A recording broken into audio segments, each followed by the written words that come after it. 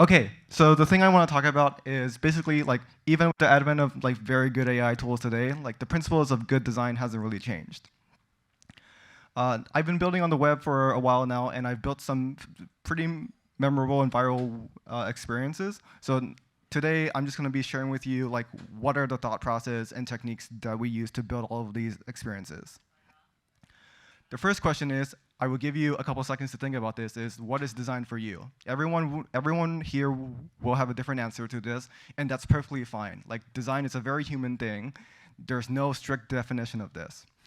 What I'm going to be doing is I'll be sharing you what my perspective on is. I will be sharing what my perspective on what design is. Here's like a leading question. Again, I want you to answer the question, what is design for yourself? You might be looking at this video, and then this might be like leading you on to like a very specific answer. Okay, so in that video, there were a lot of very pretty things, but that isn't what design is. It's not the pretty pixels or like all of these fancy animations. Design is also owned by everyone. If your title is not a designer, you still own design. If you're building and shipping a product for people to use, you are part of the design process. And another key thing is like human trends change month over month, year over year. Especially in AI, changes day to day. But like good design doesn't change. Like we've been building on the web for humans for a very long time, and like a lot of the common principles still apply to software today. Basically, design is how people experience your product. And you might think of your product as like a very singular thing, or if your company has multiple products, like those multiple things. But actually, like this includes every single touch point for your users. This includes all of your UIs, your APIs, your API error messages, all of your docs, your emails, your tweets, anything where like a prospect or like a user interacts with, like that's part of your product. And it basically boils down to like how does the user feel as they interact with all of these surfaces. Does design affects how a user feel? So like, does a user feel slow and scared, or do you want them to feel fast and powerful? Design decisions influence basically everything a user feels as they're interacting with all of your products. In the age of AI, where prompt and vibe coding is like a very big thing now, like feature parity is no longer like a product differentiator. Like if you're just shipping features every single day, your competitors are also shipping features every single day. So like that's no longer a differentiator anymore. The key differentiator is like the very human thing, which is everything that is a part of design. In this talk, we'll walk through what my mental model is design is, and hopefully you guys take some stuff away from it. The four things we're going to be talking about is speed. What makes up speed is perceived time, feedback, and jank. You can basically think of speed as like you want your product experiences to feel so fast where like the user does not feel slowed down by it. Next thing is trust. Trust is all of your products should be conveying its state, preventing errors, and provide all of the affordances. A good way to think of trust is your products never tell lie. It cares and forgives user mistakes. The third one is accessibility. Part of accessibility is like your product should work for screen readers. Not everyone is fully capable, but these non-capable people still want to use your products. And other things to think about are contrast and also motion. We should basically build all of our products where everyone can use them because we're building products to be useful. Ideally, this usefulness is enjoyed by everyone. And the very last thing is the light. This is my favorite because this is what truly makes like unique experiences enjoyable. And you can think of what goes into this as care, user rewards, and like the general story. Yeah, experience, like the light basically contributes to like how a person will remember and also share your product's experiences. If you want a takeaway, this is basically a summary. Like speed wins the first click, trust keeps them around, accessibility grows your total addressable market, and delight turns users into super fans. Okay, now, as you're building your product, this is like an actionable thing for you to do. This is your homework now. So after everyone's talks, I want you to look at your current product and see how you are able to apply these 4 principles to them. Let's walk through some examples now. Here's an example from my day job. I work at a company called San Francisco Compute Company, and think of SF Compute as a cloud provider for GPUs. One thing with being a cloud provider for GPUs in the US is we need to comply with US export laws, which means we can't sell GPUs to certain countries. But a tricky thing with this is many people just view SF Compute as a simple cloud provider. So when we ask them for information, which is required by law for us, they're like, why does the cloud provider need my social security number? Why do they need my address? These are weird things to provide to like a cloud provider. This adds tremendous friction, but with using a bunch of design techniques, we're able to make the experience feel a lot lighter than what it actually is. Let's walk through how we built the onboarding experience. Loading the website should feel super fast and actually be fast. So as you can see from Google and navigating to our onboarding experience, the page loads in it loads pretty much very fast. I will quantify fast in a bit. So let's dig deeper into speed. The first paint happens in under 300 milliseconds. Most humans can only perceive stuff in under 400 milliseconds. So if you're faster than that, your experiences will seem very fast. How do we do this? We server-side render a bunch of stuff. We cache as much as possible, and we minimize the bundle size and basically all external assets that we ship to the page, or we ship to the client. All of the experiences are 60 FPS plus. So as you're browsing through the entire thing, like there's no stutters, it doesn't feel jank, it feels fluid. And the last key part is the page is very small. Every additional megabyte you ship to the client, there's a bunch of studies out there saying, hey, this e-commerce website increased revenue by X% by dropping their page's bundle size. We basically take that to the extreme. We also do this because we want to maximize the user experience. So there are a bunch of user experiencing metrics that you are able to gamify, or gamify for yourself. You basically put your current score onto a scoreboard, and then it's your team's objective function to reduce that score. So these scores are like LCP, INP, and CLS. Let's take a look at the full onboarding flow now. We lean heavily into the beauty of San Francisco for all of our design. And a big part of San Francisco is the fog. For people who don't know about the fog visits the city pretty often. Yeah, so how do you think this is made? How can we make it super fast? How do we make it accessible for everyone? One key part, or one tricky part about this is the fog density is event-driven. Okay, I'll give y'all 5 seconds to try. I'll give y'all 5 seconds to try and figure out how we made this. Here are some hints, maybe, or deception. Here are some other things we also need to consider. It needs to be supported on every browser, needs to be sharp on Retina screens, and it also should be super fast. I'll show you how we did it. For the fog, let's start off with a single transparent image of a cloud. It doesn't quite look like a fog yet, but what if we zoom in? It kind of looks like the fog, but it's missing depth and motion, right? Let's try animating it a bit. Cool, it's moving now. It kind of looks like fog, but it's missing liveliness, right? It looks pretty static so far.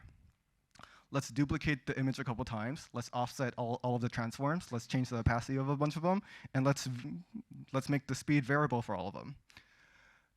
That kind of looks like fog now. Oh, and then for the event-driven fog density, you basically are able to control that by changing the opacity and also changing the number of layers of the stacked image. So with that very complex effect, we were able to get all of that done with one single image. This image is 14 kilobytes, very small. And all of this doesn't require any third-party JavaScript. The additional JavaScript you add, it just makes your page a lot slower. Okay, let's talk about trust now. Expectation setting is pretty important. most people don't like onboarding experiences. Like, I know for me personally, every onboarding experience, I try to speed run it. Like, it's my mission to get through this as fast as possible. For this one, we cannot make you go through this fast because we are legally required to collect some information. So the way we do this is we basically tell you saying, hey, this will take 3 steps, and this will take under a minute. This reassures the user that this won't be a time drain, and it will be super fast. Expectations are updated. So creating a business account requires 1 additional step. So if they choose that option, we tell them saying, hey, this is going to take an extra step. And as a user progresses through onboarding, progress is updated. And this is kind of like a gamification thing, where like if a user sees that, hey, I'm halfway through this, they're like, there's like an endowment effect where they're like, I want to finish this now. Here's another part of onboarding. For right now, we require onboarding calls for all of our users. Most engineers who use our product hate onboarding calls. They don't want to talk to sales. One way to get around this is we set expectations. We say, hey, this is not a sales call. We will not try and sell you anything. You will be talking to all of our engineers for us to be able to qualify you. This is a moment where like we will listen to you, and if it turns out that SL Compute isn't the right partner for you, we will say, hey, here are our other friends. They are a way better fit for you. Picking a time is also like a high friction thing. So like instead of requiring all of our users to like manually pick a calendar date and time, we pick one for them. If it doesn't work for them, that's when the user has to opt into like a higher complexity of like actually picking the time for themselves. This one's a dicey thing. Like all time should be in local time zones, but sometimes it's in UTC, sometimes it's in EST. We should just be straightforward and say, hey, this is in your time zone, and also reaffirm that. Okay, third one, accessibility. We have this animated looping thing that represents the fog in the background. Some people, for like repeated motion on the web, it can make them feel very sick to the point where they vomit. I don't think vomiting or like the number of people who vomit during your product experience is a KPI that you want to increase. So for most platforms, there's this preference called reduced motion, and users are able to say, hey, when I'm browsing the web, I do not want any motion, because if there's motion, I will vomit. We should respect this preference. So whenever we see this preference, we basically just pause all animations. Another thing, filling out an address is like kind of hard, especially if you're not in the US. Like some countries have like 12 different fields. We make this super fast by being able to autocomplete stuff as much as possible. This doesn't just apply to our address fields. This applies to pretty much every single form input. Ideally, a user is able to click a single button and it fills out the entire form. We're able to do this because on the web, there's an input attribute called autocomplete. If you set this, the browser will be able to fill out a lot of the form for you. Another thing is layout shift. Have you ever gone to a website and then you want to click a button, and right before you click the button moves, and then you end up clicking something else? We don't want that, so no layout shifts. And the last thing is like progressive disclosure. Our onboarding form was like 3 steps. It could have been 1 giant step, but like this is actually a conscious design decision. We want to reduce the cognitive load as a user goes through the onboarding. So by reducing the cognitive load, it makes the form seem a lot easier than what it actually is. And a last couple things for accessibility. Every input should have a foreign label. You should be using semantic HTML, and you should also test with screen readers. Now the fun part, delight. Okay, yeah. All of the colors picked here are like intentionally, like there's some psychology, proven or not, who knows, which basically like slows down a person's perception of time. So like all of the blues and greens, they were purposely built. Most users want to speed through onboarding, so like we basically use a bunch of metaphors and devices to like slow them down. And the last thing is the onboarding experience uses a human bias called like the peak end psychological bias. So we end the onboarding experience by like revealing a beautiful scene of San Francisco. So when they end, they only remember this. Like all of the hardship that they just went through, like it kind of disappears. Okay, another thing I want to show off today is our buying a GPU. Let's walk through it. This is basically the page that lets you buy a supercomputer. You get to pick what type of GPU you want, you get to pick what type of environment it is, you get to pick the number of GPUs, and you get to pick how long you want it. The cool thing I want to focus on is our GPU habitat. This is where all of our GPUs live, and this is a live camera feed into like the GPUs. Our GPUs are kept inside of this environment. They get access to fresh air, sunlight, and running water 24/7. We use this video feed as a way to show buyers the exact GPUs that they're about to buy. So as they're changing all of their specs, the live camera feed points them to the exact GPUs that they're about to buy. Okay, how would you make this? Any ideas? Here's a hint. Any ideas yet? How about now? It's just a bunch of stacked divs, because stacked divs are very fast on the web. Shaders, canvas, those things are very slow. So the video is like a looping video. It's very small, and it's very fast to stream. All of the animations are just using browser primitives, so there's no third-party JavaScript. Again, with looping motion, we do not want people to vomit, so we do not loop the video. Okay, how does the panning work? How do you think it works? So like this, as it zooms around the GPU habitat. Okay, let's first start with a looping video. If you look closely at the water, you should be able to see when the video loops. Water should flow downwards, not upwards, but maybe the habitat's on a different planet where gravity is inverse. Okay, let's first draw the camera viewport. Let's move the video around in the background. This is basically how the GPU live camera feed works. Yeah, there's also an Easter egg. So this gives you like a good understanding of like how like the camera mechanics work. So like a user is able to zoom in. This is just zooming in that video, and then the panning is just like translating that video around inside of the viewport. Another one, we want to make it super fast to fill out a form. So like most of our users have pretty sane defaults, and we also want to guide them. Whenever a user makes a mistake, we want to nudge them outside of that mistake easily, so then they're able to buy a GPU.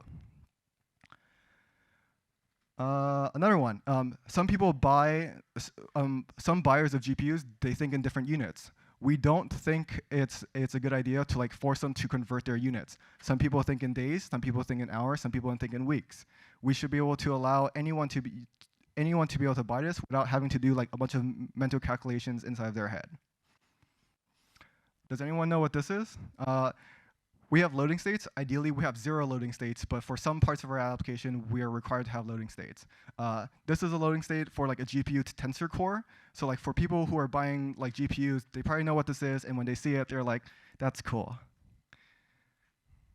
Another thing, we're not maximizing revenue because we think we should actually show care for our users, and by showing care, we actually increase revenue on the long-term horizon. So here, a user is saying, hey, I want 8 GPUs for a day, but like we were actually able to find them a better price. Because we found them a better price, on the sell order, we actually make less money, but like it's saving the user money. Like we highly value that. Okay, I have 27 seconds, I think. Lightning round, so yeah. Banners, who hates banners? Banners also cause layout shift. If your app needs a banner, do not cause layout shift. Okay, I'll skip to the last one, which is the most fun one. Okay, so this one I built at a company called Vercel, and it's basically like a nested menu. Most nested menus are kind of hard to use. Like a user basically wants to do this, right? But in actuality, when they try to do this with a naive implementation, it doesn't work out because it like switches over. How do you fix this? There's this fancy thing called a prediction cone. Where is it? Oh, over here. Prediction cone. Play. So as you hover, we basically generate like a prediction cone, which basically maps to like a user's intent. So like instead of a user having to do that janky, like super precise pointer flow, they're able to use this as if it felt supernatural for them. But yeah, that's pretty much all for my talk. I hope you enjoyed. Thank you so much.